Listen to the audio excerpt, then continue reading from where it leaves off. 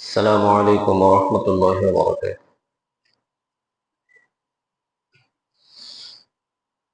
الحمد لله نحمده ونستعينه ونستغفره ونؤمن به ونتوكل عليه ونعوذ بالله من شرور أنفسنا ومن سيئات أعمالنا. من يهد الله فلا مضل له ومن يضلل فلا هادي له ونشهد أن لا إله إلا الله ونشهد أن سيدنا وسندنا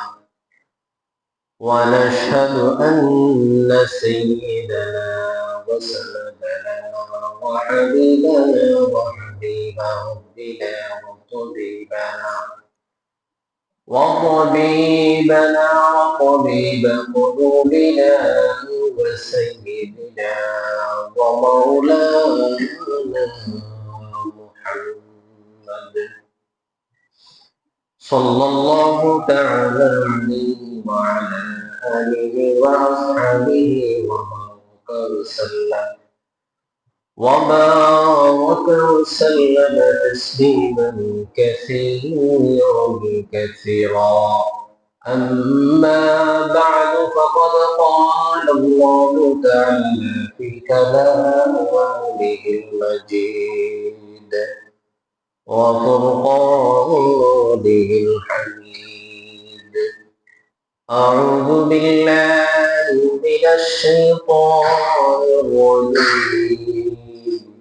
بسم الله الرحمن الرحيم. وعهدنا إلى إبراهيم وإسماعيل أن طهر بيتي للطائفين والعاكفين والركع السجود. وقال النبي صلى الله عليه وسلم يعتكف العشر الأواخر من رمضان فلما كان العام المقبل يعتكف 20. رواه أبو داود. إن الله وملائكته يصلون على النبي يا أيها الذين آمنوا صلوا عليه وسلموا تسليما. اللهم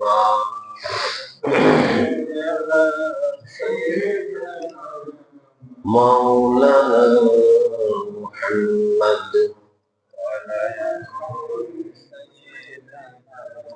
اللهم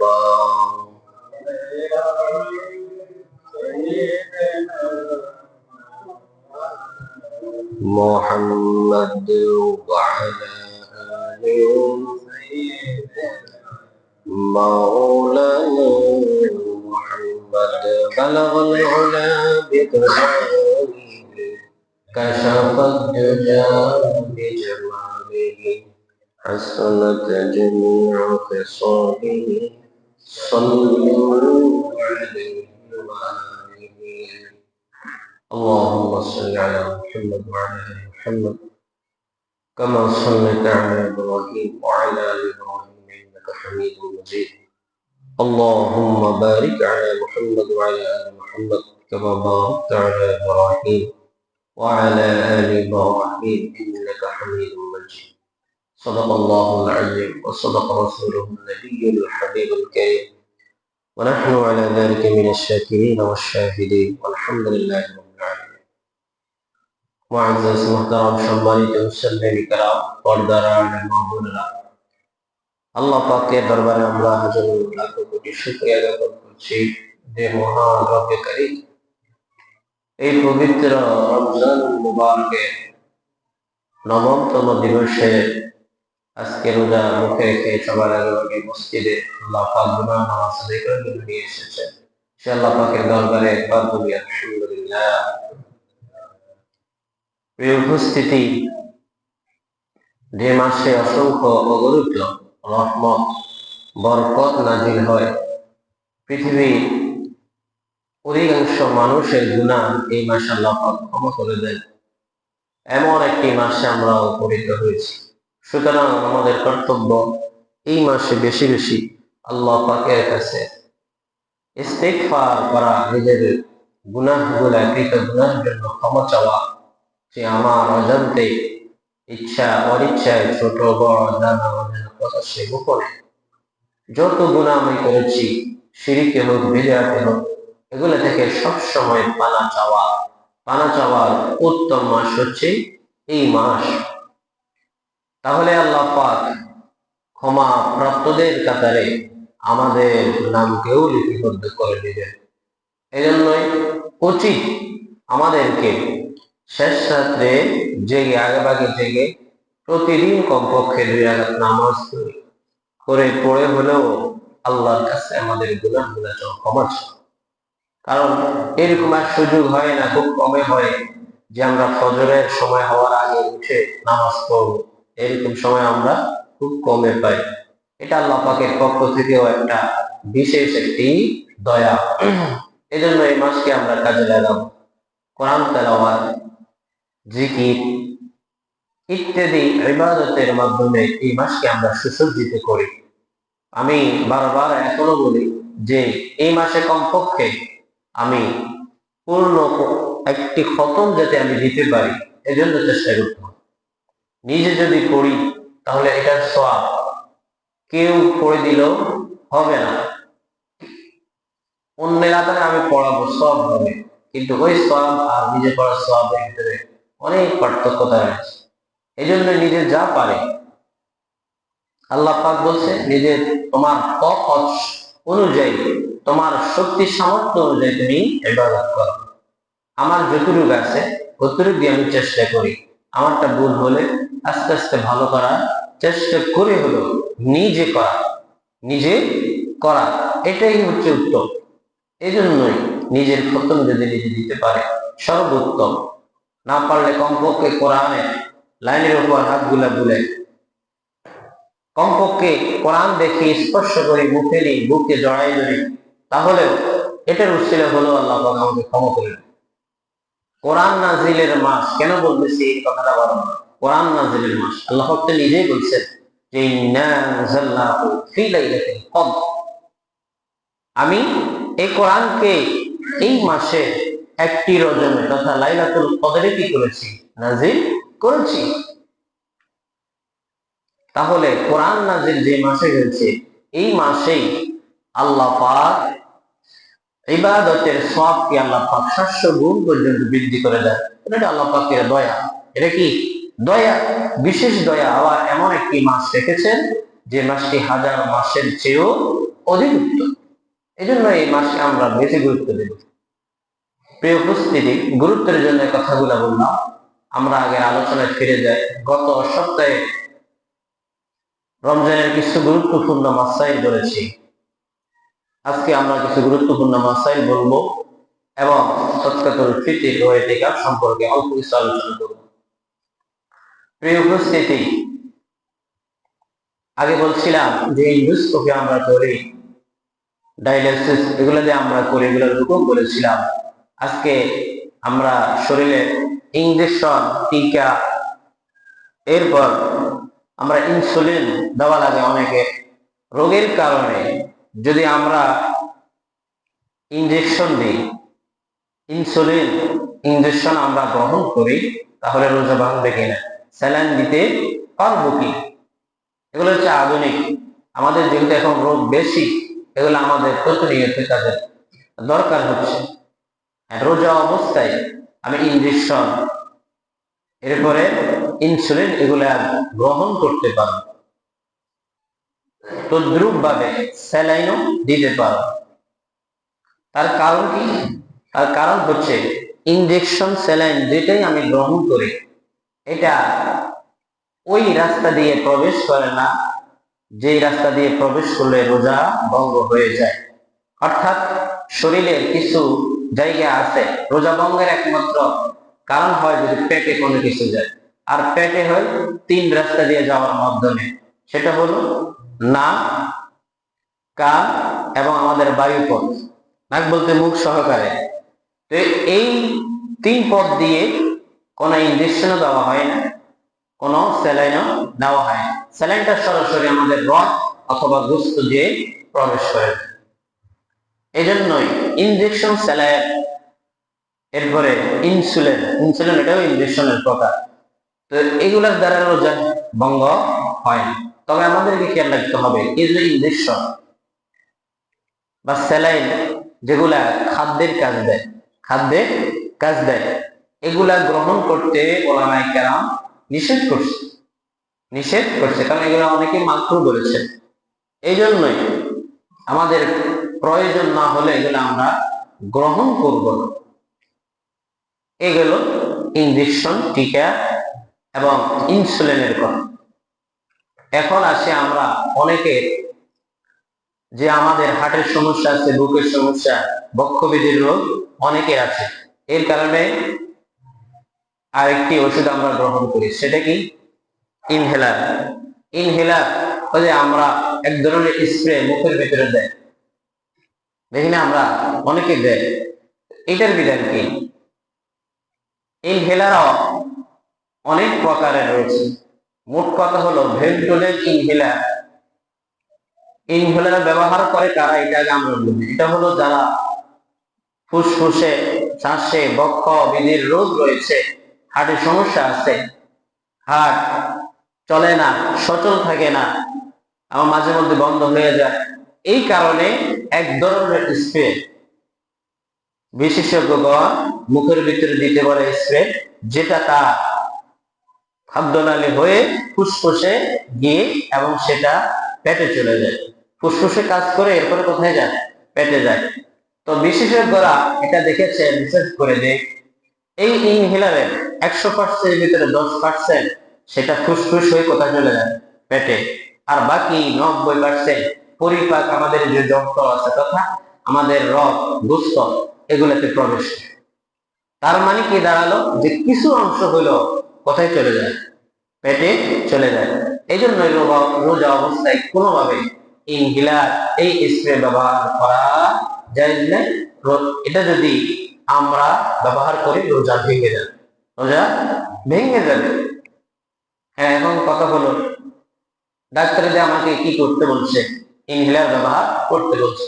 তাহলে দৈনিক যদি 2 বার বলে, একবার সেহের সময় আমি ব্যবহার করি, আরেকবার ইফতারের সময় আমি ব্যবহার করি। আর যদি না দিনও ব্যবহার করতে হবে, তাহলে সে ব্যক্তির ক্ষেত্রে কথা হলো যে ব্যবহার করতে পারবে, তবে তার রোজা ভেঙে যাবে। তার ক্ষেত্রে হুকুম হচ্ছে পরবর্তীতে সে আদায় করে নেবে। যদি অসুস্থ হয়, অসুস্থতার পরে আদায় করবে। আর যদি আজীবন কি থাকে, অসুস্থ থেকে সুস্থ হওয়ার কোনো সম্ভাবনা নাই, তাহলে ওই রোজাগুলা সে ফিরিয়ে আদায় করবে, রোজাগুলা ফিরিয়ে আদায় করবে। রোজার ফিদিয়া কি? আমরা এটা খেয়াল রাখি, অনেকের বৃদ্ধ পিতা মাতা আছে, তারা রোজা রাখতে পারে, যে কারণে হোক, অসুস্থতার কারণে হোক বা অন্য কোনো কারণে হোক, বয়স বেশি গেছে, বার্ধক্যতার কারণে শক্তিও নাই, এই সমস্ত কারণে যদি রোজা না রাখতে পারে এবং রোজা রাখারও সামর্থ্য হওয়ার কোনো সম্ভাবনা নাই, অর্থাৎ শক্তি আর ফিরে থাকবে না, তাহলে ওই ব্যক্তির রোজাগুলোর ফিদিয়া আদায় করবে। ফিদিয়া কি? ফিদিয়া হচ্ছে 1 নম্বর, একটি রোজা, রমজানের একটি রোজার ফিদিয়া হচ্ছে লাগাতার 2 মাস কি রাখা, রোজা রাখা, লাগাতার 2 মাস রোজা রাখা একটি রোজার কারণে। আর ওই রোজার ভিতরে যদি একদিন ভঙ্গ হয়ে যায়, অথবা আমি ভঙ্গ করি নাই, ঈদের দিন চলে আসছে, ঈদুল আজহা চলে আসছে, ঈদের আজহা 3 দিন পর রোজা রাখা, মোট 5 দিন রোজা রাখা নিষেধ। ঈদেও যদি মাঝখানে চলে আসে 2 মাসের জন্য, তারপর আবার নতুন করে 2 মাস রোজা রাখতে হবে। তবে এটা ওটা অনেক কঠিন। এই জন্যই শরীয়তে সহজের জন্য আরেকটি পদ্ধতি দিয়ে দিয়েছে, যে প্রতিটি রোজার জন্য আমাকে টাকা খরচ করতে হবে বা খাদ্য দিতে হবে। কতটুকু পরিমাণ? একটা সদকাতুল ফিতর পরিমাণ আমাকে টাকা অথবা খাদ্য একজন মিসকিনকে দিয়ে দিতে হবে। অর্থাৎ একজন মিসকিনের একদিনের খাবারে, 2 বেলা খাবারে মধ্যম অনুযায়ী, মাঝামাঝি অনুযায়ী যে সাথে খেতে পারে এরকম টাকা একটি রোজার জন্য ফিদিয়া আদায় করে দিতে হবে। আর এটা দিতে হবে একবারে মিসকিন যারাই যোগ্য তাদেরকে দিতে হবে, না হলে কিন্তু আদায় হবে না। খেয়াল রাখতে হবে। প্রিয় উপস্থিতি, এরপর আমরা অনেকে নাকে কানে এগুলো কি দিই? ওষুধ দিই। এগুলো দেওয়া যাবে কিনা বা রোজার ক্ষতি হবে কিনা? নাকে যদি আমি ঔষধ দিই, যে ওষুধটা খাদ্যনালী হয়ে পেটে চলে যায়, যেমন ড্রপ, এগুলো চলে যায়, তাহলে তার রোজা ভেঙে যাবে। রোজা অবস্থায় এটা করা যাবে না। হ্যাঁ, অক্সিজেন যদি নিই নাক দিয়ে, তাহলে এটা অক্সিজেন নেওয়া যাবে, কোনো সমস্যা নাই। অক্সিজেন এটা ফুসফুসে কাজ করে, খাদ্য কাজ দেয় না। এটা মানুষের শরীরকে সচল করার জন্য ব্যবহার করা হয়, কোনো খাদ্যের জন্য না। এই জন্য নাক দিয়ে অক্সিজেন দিলে, নাকে মুখে দিলে কোনো সমস্যা হবে না অক্সিজেনের ক্ষেত্রে। অন্য ওষুধ ব্যবহার করা, ড্রপ ব্যবহার করা ইত্যাদি ব্যবহার করলে রোজা ভেঙে যাবে। এরপর আমরা অনেকে ডোজ দেওয়া লাগে। রোজা অবস্থায় ডোজ দিলেও রোজা কি হয়ে যাবে? ভেঙে যাবে। ডোজ দেওয়ার কোনো সুযোগ নেই। রোজা অবস্থায় ডোজ দেওয়ার সুযোগ নেই। দিতে হলে সেহরির সময়, ফজর হওয়ার আগে এবং ইফতারের পরে, অর্থাৎ রাত্রেই দিতে হবে। তো এই সমস্ত বিষয়ের কারণে আমাদের রোজাগুলা ভেঙে যাবে। আর রোজা ভাঙলে আমরা পরবর্তীতে আদায় করে নিব। আদায় করতে না পারলে, যদি সামর্থ্য না থাকে বা অসুস্থতায় সবসময় থাকার সম্ভাবনাই থাকে প্রবল, তাহলে সেগুলা ফিরিয়ে আদায় করব। কিন্তু শক্তি ফিরে আসলে আমাকে রোজাই রাখতে হবে, এটা খেয়াল রাখতে হবে। কোনো টাকা দিয়ে কাজ হবে না। উপস্থিতি, আবার কিছু বিষয় এরকম আছে, রোজা তো ভঙ্গ হয়, রোজা কাজাও করতে হয়, আবার কি দিতে হয়? কাফারাও দিতে হয়। যেমন কি জিনিস? যেমন খাওয়া দাওয়া থেকে আমাকে বিরত থাকতে বলছে। এরপর জিমা থেকে, স্ত্রী সঙ্গম যেটাকে বলা হয়, যে এগুলা থেকে বিরত থাকতে বলছে। আর এগুলা থেকে বিরত থাকার নাম হচ্ছে রোজা। যদি ইচ্ছাকৃত কোনো কিছু খায় অথবা পানাহার করে, স্ত্রী সঙ্গম করে, জিমা করে, তাহলে ওই ব্যক্তি কাজার সাথে সাথে সে কাফারাও দিতে হবে। ওই রোজা কাফারা দিতে হবে। ওই কাফারা যেটা বলছে রোজা, সেই প্রতিটি রোজার জন্য ওই যেরকম রোজা না রাখার সামর্থ্য নাই, রোজা রাখার সামর্থ্য নাই যে ব্যক্তির, কাফারা যেরকম তার এরকম কাফারা দিতে হবে, কাজাও করতে হবে। কাজা মানে কি? সে ওই রোজাও রাখতে হবে, সাথে সাথে ওটার ক্ষতিপূরণও দিতে হবে। এখন একটা মাসালা, এটা তো মাসালার বিষয়, আমাদের যে জানা থাকতে হবে, অনেকের ভুল হয়ে যায় যে জিমার কারণে স্বামীর উপর আসবে কিন্তু স্ত্রীর উপর আসবে। যদি উভয়ে সম্মিলিত ভাবে জিনিস হয়, জিমা হয়, তাহলে উভয়ের উপরে আসবে। আর যদি জোরপূর্বক করে স্বামী, তাহলে স্ত্রীর উপর আসবে না, স্ত্রীর উপর শুধু কাজা আসবে। কি আসবে? কাজা আসবে। এটা খেয়াল রাখতে হবে। প্রিয় উপস্থিতি, যাই হোক, তো এই রোজা ভঙ্গ হওয়ার যে কারণগুলো, এগুলো আমরা সবসময় খেয়াল রাখবো। যে এতে বললাম আরো অনেক বিষয় আছে, এগুলোর কারণে রোজা ভঙ্গ হয়ে যায়। এগুলো থেকে আমাদের পরহেজ থাকতে হবে। রোজার সময় আগে বলেছি, কোনো অশ্লীল ভাষায় কথা বলা যাবে না। জোরে কথা বলা, চিল্লাচিল্লি করা, ঝগড়া ফাসাদ করা, এগুলা টোটালে করা যাবে না। কারণ আল্লাহ পাক বলেছেন যে রোজা আমার জন্য, আমি তার প্রতিদান দিব। আর যে ব্যক্তি রোজা রেখেও তার অশ্লীল কথাবার্তা, ঝগড়া ফাসাদ ইত্যাদি সেই পরিহার করতে পারলো না, তার উপবাস থাকার কোনো মানে লাভ নেই। এই জন্য রোজার হক অনুযায়ী যদি আমি করতে পারি, তাহলে ওই যে ক্ষমা প্রাপ্তদের ঘোষণা হয়েছে, এদের কাতারে আমি সামিল হতে পারব। প্রিয় উপস্থিতি, আজকে হচ্ছে 9 রমজান।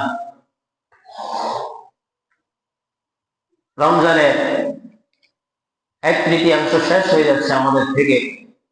এজন্যই আমাদের খেয়াল রাখা দরকার যে আমাদের আমলের পরিধি আগের থেকে বেড়েছে কিনা, বাড়াইতে হবে। এই বছর সদকাতুল ফিতর নির্ধারণ করেছে ইসলামিক ফাউন্ডেশন, সভাপতিত্ব বায়তুল মুকাররমের জাতীয় মসজিদের সম্মানিত খতিব মুফতি আব্দুল মালিক সাহেব ওনার সভাপতিত্বে ইসলামিক ফাউন্ডেশন থেকে নির্ধারণ করা হয়েছে। এটা বলার আগে আমি একটা জিনিস বলি, আমাদের একটা সমাজের প্রচলন যে সদকাতুল ফিতর এত এইটাই আমরা মনে করি যে এইটাই সবার জন্য, কি এইটাই আসলে বিষয়। এটা হচ্ছে একবারে যারা সদকাতুল ফিতর ওয়াজিব নিম্ন পর্যায়ে যারা তাদের জন্য এটা সবার জন্য এটা না। এই জন্য এটা শরীয়তে একটাই বলতো, শরীয়তে 4 জিনিস বলছে, এই 4 জিনিস দিয়ে তুমি কি করো, সদকাতুল ফিতর আদায় করো। 1 নম্বর জব, 1 নম্বর যে জব দিয়ে আদায় করতে বলছে। এরপরে হচ্ছে খেজুর, এরপর হচ্ছে কিশমিশ, এরপরে পনির। সবচেয়ে দাম কম হচ্ছে জবের। কিসের? জবের। জবের শরীয়তের পরিমাণ কতটুকু? যে 1 সা, এটাকে যদি আমরা কেজিতে ভাঙি তাহলে হবে 3 কেজি 300 গ্রাম। 3 কেজি 300 গ্রাম। এই 3 কেজি 300 গ্রামের দাম কত? জবের ভিতরে কোয়ালিটি হিসেবে নিম্ন উচ্চ লেভেলের এগুলোর হিসাবে আবার পার্থক্যতা রয়েছে। ইসলামিক ফাউন্ডেশন যেটাকে নির্ধারণ করে যে 180 টাকা দরে যদি হিসাব করা হয় তাহলে 3 কেজির দাম আসবে 595 টাকা। এটা যদি আমি জব দিয়ে দিই তাহলে একজনের পক্ষ থেকে আদায় করতে হবে 595। কথা ভালো করে বুঝেন। আর যদি খেজুর দিয়ে হয়, খেজুর বিভিন্ন কোয়ালিটি, ইসলামিক ফাউন্ডেশন থেকে ধরা হয়েছে 750 টাকা দরে, 750 টাকা দরে, এটাও 1 সা। আর এটা যদি আমি কনভার্ট করি গ্রামে এবং কেজিতে, এটাও 3 কেজি 300 গ্রাম। 1 সার পরিমাণ কত? 3 কেজি 300 গ্রাম। তাহলে 3 কেজি 300 গ্রাম যদি আমি এটাকে যদি পূরণ দিই তাহলে 1 কেজির দাম হচ্ছে 750 টাকা। 750 টাকা যদি আমি পূরণ দিই 3 কেজি 300 গ্রাম দিয়ে তাহলে আসবে 2475 টাকা। 2475 টাকা। 3 নম্বর হচ্ছে কিশমিশ, এটাও শরীয়তের পরিমাণ 1 সা। 1 সা হলো 3 কেজি 300 গ্রাম। এই কিশমিশের দাম ধরা হয়েছে 800 টাকা করে। 800 টাকা করে 3 কেজি 300 গ্রামের দাম হচ্ছে 2640 টাকা। আর সবচেয়ে দামি হচ্ছে পনিরও 1 সা 3 কেজি 300 গ্রাম। এটা ধরা হয়েছে 850 টাকা করে। এই হিসাবে পনিরের 3 কেজি 300 গ্রামের দাম হচ্ছে 2805 টাকা। 2805 টাকা। আচ্ছা, আমরা ওইখানে জবের টাকা পাইলাম 595। এটা হচ্ছে জব ভালো কোয়ালিটি। নিম্ন কোয়ালিটি যদি ধরি তাহলে সেটাকে নির্ধারণ করা হয়েছে 3 কেজি 300 গ্রামের দাম 110 টাকা। 110 টাকা। তাহলে সদকাতুল ফিতরের সর্বনিম্ন পরিমাণ পাইলাম 110 টাকা আর সর্বোচ্চ পাইলাম 2805 টাকা, মানে 2805 টাকা। এখন দেখেন দুইটা পরিমাণ আসছে তো। আর শরীয়তে কয় জিনিসের কথা বলছে? 4 জিনিসের। জব, খেজুর, কিশমিশ, পনির। জব, খেজুর, কিশমিশ, পনির। এই 4 লেভেল এই জন্য আনছে যে মানুষের ভিতরে তারতম্য রয়েছে।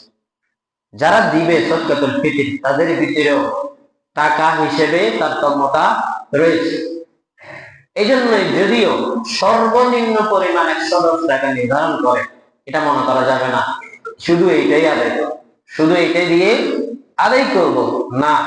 আমাকে অবশ্যই খেয়াল রাখতে হবে যে আমার যেহেতু হাইসিয়ত উপরে আছে, উপরের লেভেলে অথবা মধ্যম লেভেলে, তাহলে সে অনুযায়ী আমরা আদায় করব যাতে করে গরিবদের উপকার বেশি, গরিবদের উপকার বেশি হয়। 110 টাকা কারা? যারা এর বেশি তাদের জন্য কষ্ট হয়ে যাবে, এদের জন্য 110 টাকা। কিন্তু আমার ভালো সামর্থ্য রয়েছে, তাহলে আমি কেন 110 টাকা?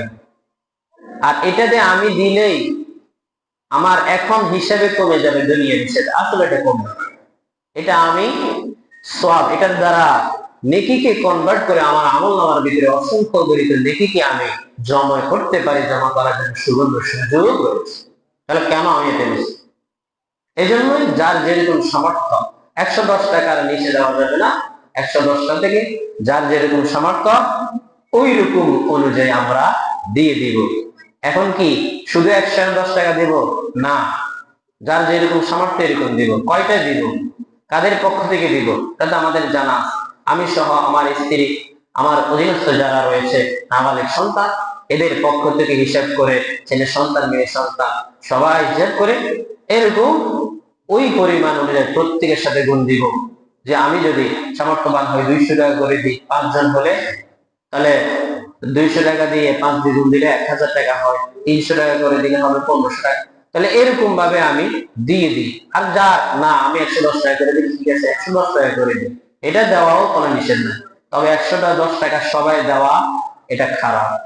এটা কিন্তু যদিও ইসলামী অনুমোদন দিছে, কিন্তু ইসলামের ভিতরে এই 4 জিনিসের মাধ্যমে এটার ইঙ্গিত দিয়ে দিয়েছে যে সবাই সমান নয় এবং সবাই আদায়টাও সমান হবে।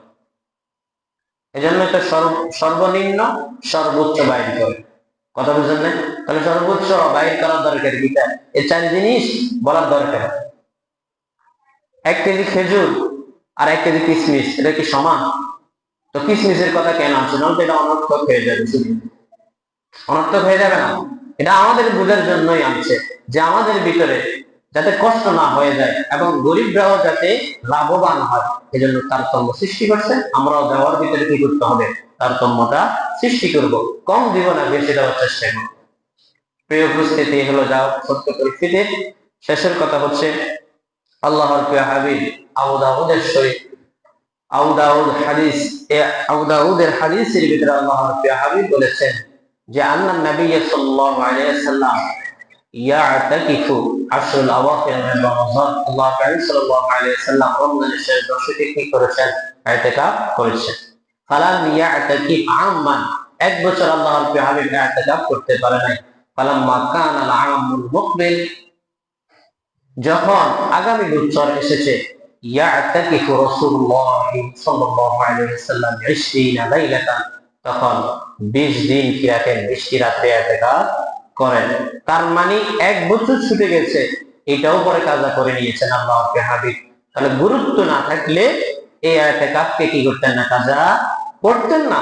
কাজা এটা ফরজ ছিল না, কিন্তু করেছেন আমাদেরকে বোঝানোর জন্য যে এটা অনেক গুরুত্ব রয়েছে। অনেক মানুষ 60 বছর 70 বছর হয়ে গেছে, একবারও জীবনে ইতিকাফ করে, একবারও করে নেই। ইতিকাফ রমজানেরটা হচ্ছে সুন্নত। সুন্নত মানে কি? সুন্নতে মুআক্কাদা আলাল কিফায়া, কিছু মানুষ আদায় করতে হবে, না হলে সবাই গুনাহগার হবে। এখন 1 জন করে, 2 জন করে, তাহলে তো এটা বুঝাচ্ছে যে আমরা কোন রকম সারার জন্য করতেছি, ইবাদত হিসেবে করতেছি। এরকম তো দরকার ছিল 10 জন, 15 জন, 20 জন, এই 10 দিনে না। 10 দিন আমরা তো প্রতিদিনে ঘরের ভিতরে শুই, এখানে শুই থাকবো, খালি নামাজ পড়বো আর একটু কোরআন তেলাওয়াত করবো, দোয়া করবো, নিজের গুনাহগুলো ক্ষমা চাবো, তাহলেই তো এই দিনগুলো শেষ হয়ে যায়। এই জন্যই সংক্ষিপ্ত ভাবে এখন বলেছি যে আমরা এখন থেকে ইতিকাফে প্রস্তুতি নিই।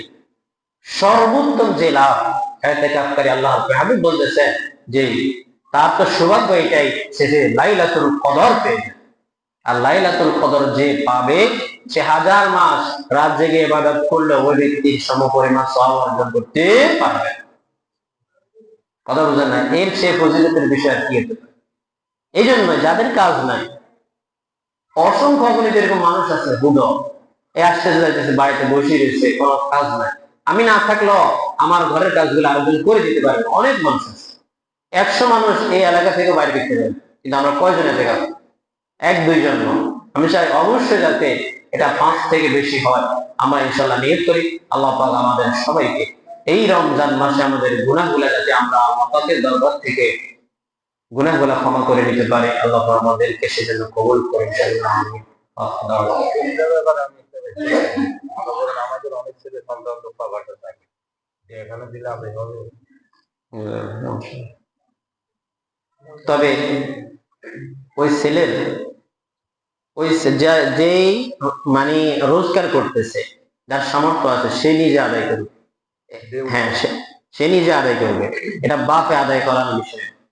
আমি কিন্তু বলছি না বালেক ছেলের পক্ষ থেকে আদায় করবে, বালেকের কথা বলি, বালেকের পিতা বানায়, বালেকের দায়িত্ব সরাসরি নিজের হয়ে যায়। এটা খেয়াল রাখবেন, শরীয়তের যে কোনো বিষয় বালেক যখন হয়ে যাবে, পিতা মাতা থেকে অধিকাংশ জিনিসের দায়িত্ব চলে যাবে, অধিকাংশ। কিন্তু বিয়ে করাই দেওয়ার দায়িত্ব এটা কিন্তু আমার পিতা মাতা, এটা খেয়াল রাখবেন। আর অধিকাংশ দায়িত্বগুলো কার চলে যায়, ওই বালেক হওয়ার সাথে শেষ সম্পূর্ণ হয়ে গেছে, এই জন্য শরীয়ত তাকে দিয়ে দিয়েছে। এই জন্যই যদি বালেগ হয়ে গেল, সে যদি কাজ নাও করে, তারপর তার পক্ষ থেকে আমি আদায় করে দিই। আর যদি সে যদি ইনকাম করে, তাহলে তার টাকা থেকে সে দিবে। হ্যাঁ, সে যদি টাকা পাঠায় দেয়, বাবা আপনি দিয়ে দেন আমার, তখন আপনি দিয়ে দেবেন, সমস্যা নেই। তারা শুনুন, পড়ানো শুনুন।